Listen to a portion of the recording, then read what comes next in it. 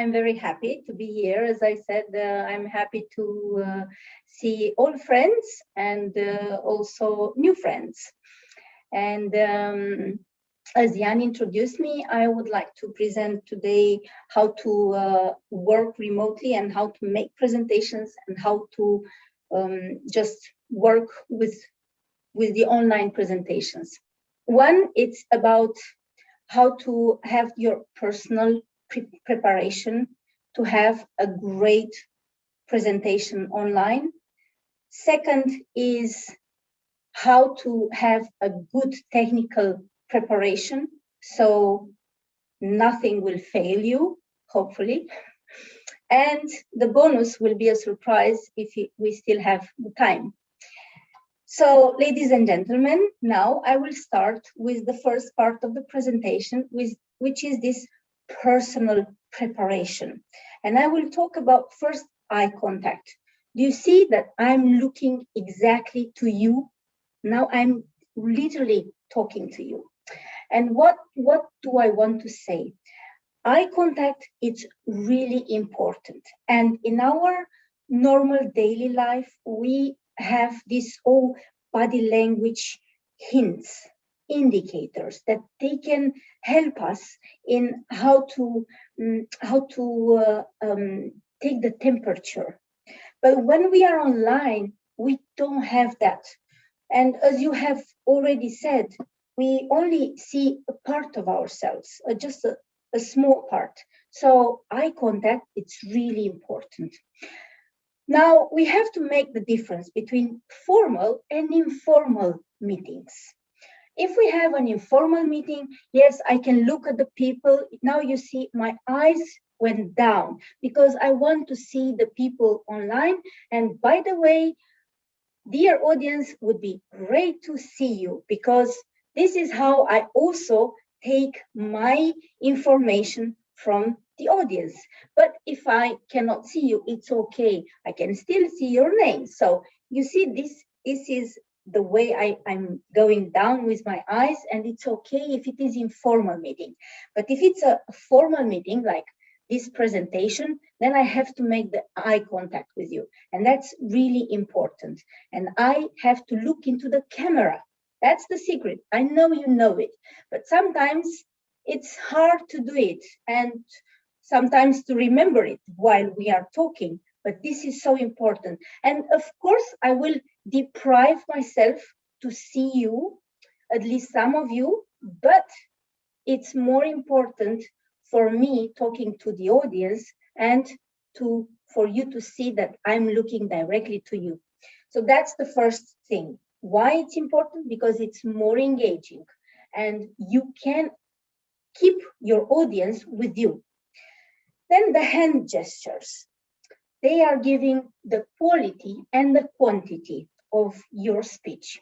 So you saw that at the beginning, I said, I have one presentation, a personal preparation. I have two, then which is the technical preparation, and the third one if we have time. So I used the hand gestures to give you the hint. It's 1, 2, 3. Yeah, you can also say, oh, I have a big idea or a small idea. Yeah, but it's important to use the body language as much as we can during these presentations online.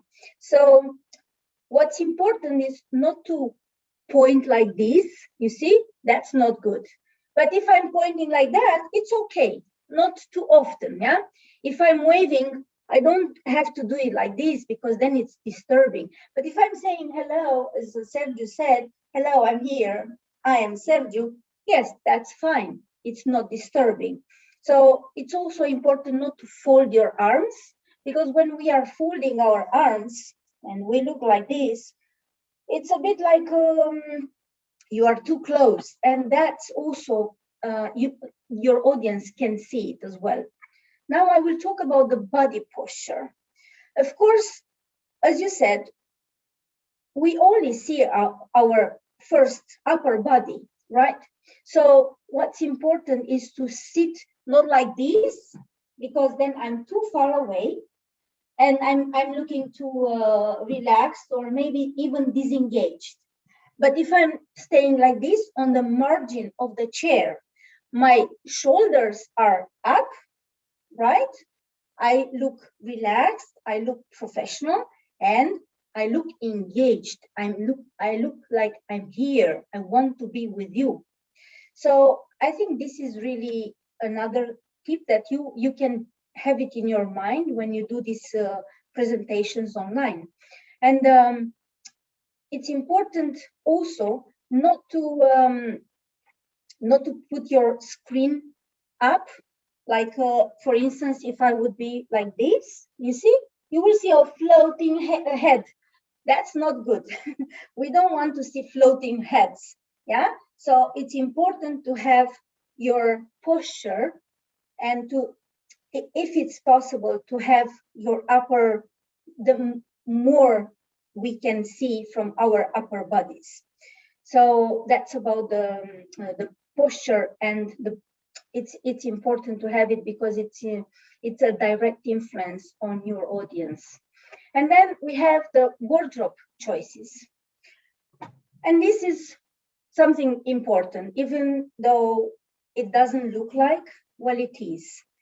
For instance, if we are using colors like gray, or black, that's okay. Everybody wears that. But if you have like green as cyan, or like me, or like Jovita, which is a bit lighter, or Andrea, who is in red, that's good because you can distinguish yourself from the rest of the audience. So what I want to say now is that it's important to have colors, like strong colors, if it's possible. Preferably, it's the sapphire blue or emerald green or ruby red, and or turquoise. But anything which is from this range of colors, it's good. And what is important is not to wear like shiny fabric, because, or satin or silk, because that can not only distract the audience, but it can also make waves, and then it will be a bit with the light interfering, and then it's distracting the people. Also, what's important, not to have stripes or floral models on your fabric, because then it's really not very it's also distracting. So it's important to avoid this if you can, of course. Then I think this is all about the wardrobe, and we do what we can. I mean, we are at home, okay, we put something up and that's it. Preferably be careful not to put your camera down and then people to see even more what is not to be seen, right? So we have to pay attention and to be always aware. So now I would like to go to the technical preparation, and that's also important for having a great presentation online. So either you are making a PowerPoint or you are presenting live like this. It's important to take into consideration the location, the light, and also the background and the noise, the audio. So about the location, I know we have our places at home mainly, so it's important to have a clear space and to look as professional as possible. Of course, sometimes we are in the kitchen or we are in a very tiny room, but still it's important to have it clean. Either you have a white background, or you have a flower, or you have something like a small lamp, but really in the back, because it's important to have a good background. So not to have papers, or you saw that at a certain moment I close my camera because I had some papers, and I realized that they were books, in fact, but I realized that they were visible. So I turned off my camera, not to distract you, and then I removed them from the camera. So also make sure you don't have pets or kids who are coming while you are presenting. Try to tell them, hey, it's forbidden for 20 minutes, don't come here. If you can. Sometimes not, but sometimes it works, and you can have a brilliant presentation. Also, it's also about the light. You see, I see that Jovita, you are using something, right? You have a lamp, right? Okay, good. That's a good one. You saw that I was also playing a bit with the lights, because I have a lamp, and especially when it's night like this. Of course, I have three lights here, but they are not enough. So I bought a special lamp just to have it for my face, because it's good to have a very visible, clear face when you are addressing to people. So also, what's very important when we are talking about the lights, it's the most preferable is to, if you make a video, for instance, a recording, or I don't know, a job interview, if you can schedule it during the light, I mean the daylight, it's perfect, because then you will have the natural light, which is preferable. But if you can't, just take a lamp. Also, be careful not to have the light behind you, because then your face will be in the dark, and then you will be like a shadow, and you will not be visible for the people. And what happens is not that they don't see you, but it's the fact that they will just not be engaged as you would like to. And sometimes if they are not engaged, they can go to the kitchen, take a glass of water, they can go to the toilet, and God knows where they will go as well. So it's good to have this light so that you can capture the attention. Also, if it's during daylight, it's important, if you have sun, not to have it on your face, because then it will be, with shadows and shadows across your face, and that's not very good. So the light never behind you, and that's it with the lights. Now with the audio and also video.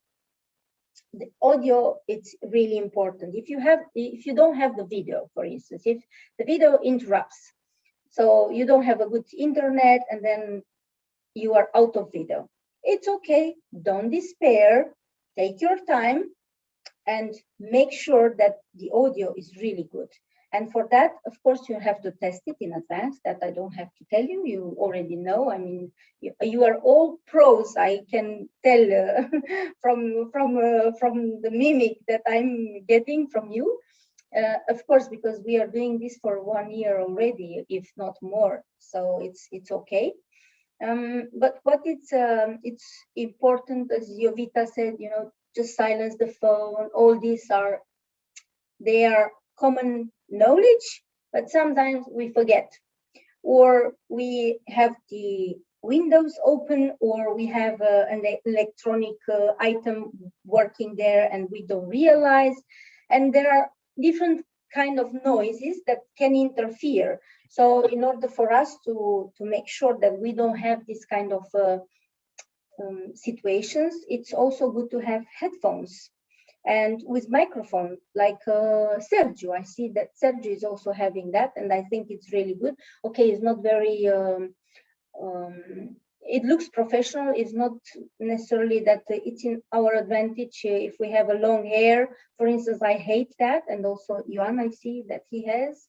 But still, it's very useful, I hate that. So I try not to use them, but if I have to, I have some small ones that I don't have them now with me, but I put them here and it's fine. And I make sure that the microphone is here so I can be heard very well, and that's it. Normally, yes, we have to test in advance. About the camera, as I said, it's important to have it at your level of the eyes. That's the most important, and to have it not too far and not too close. It's like really normal, right? So it's like 1 meter, 1 meter from your camera. I think it's enough, or less than 1 meter, but not more than 1 meter, and not less than 70 centimeters. Okay, and as I said, with the floating head, just remember that. What's also important when we have this video, it's, for instance, if you look at everybody, we are more or less like the same level. But if I would be like this, I'm too far, right? So and especially if you have an interview or a one-to-one discussion or a meeting, one-to-one meeting, it's good not to have one very close and big. It appears very big on the screen, and another one tiny like this. No? So it's good to have, like Jan is doing now. It's good to have it equal, right? And to pay attention to this. Not all the time we realize, but if you realize, it's important to adjust it if it's not aligned, right? Try to show more of your upper body. And I would give you now tips and tricks how to stand out in an online meeting, in a remotely meeting. I will give you 4 tips, let's say. What is the first one that I think it's important? It's to show your leadership presence by your attitude, from your attitude. It's what we talked so far. It's about the body posture. It's about eye contact. It's about the hand gesture. So everything from you are the leader in your life, right? You are the leader in your job. It doesn't mean you are the boss.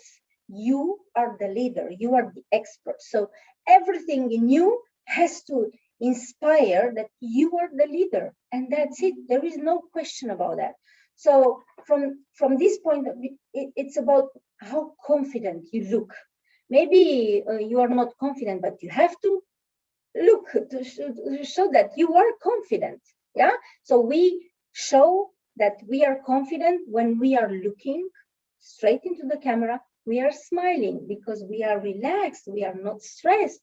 We are talking we are taking our time. We don't, we don't talk like this, or we keep our breath. We don't speak like we are swallowing our words, right? So this is the confidence. That's the first thing. The first tip is how to be a leader and to show it through your attitude, a confident attitude. Then, if you have PowerPoints, it's important to offer these PowerPoints to people when all the meeting, it's finished. Also, it's important to show your leadership by setting the rules. From the first moment when the meeting starts, even though you are not the one who is chairing the meeting, you can still say at the beginning, let's make sure that everybody has the phone turned off or silent, and we will record this meeting. If you don't agree, then we have to settle and to reach an agreement and so on. So by this setting the rules, you show that you are the one in charge there. Also, it's important to have somebody to help you. If you have somebody like, not necessarily an assistant, but like in Toastmasters, we have different roles. So you can also ask a colleague to help you in just changing the slides, or, just managing the chat. Because when you are presenting, when you are speaking, you have so many things to think and to do in the same time that you really cannot do also the chat. I mean, you can do it, but you will overlook other aspects that are maybe more important, like looking into the camera. So it's important to have somebody who assists you and say that from the beginning, this person, thank you very much, will help me in doing that. Also, she or he can address the questions in the chat. And in the end, you can also ask this person to take some notes, if it's the case. I'm not, this is just talking about professional environment, and it's up to your situation, what you have to do. So this is what I had prepared for the two parts, the personal preparation and technical preparation. So this I wanted to share with you. I hope you have enjoyed it. And I wish that we all have the great presentations and very impactful and engaging. So thank you very much. And if you have questions, I am happy to answer.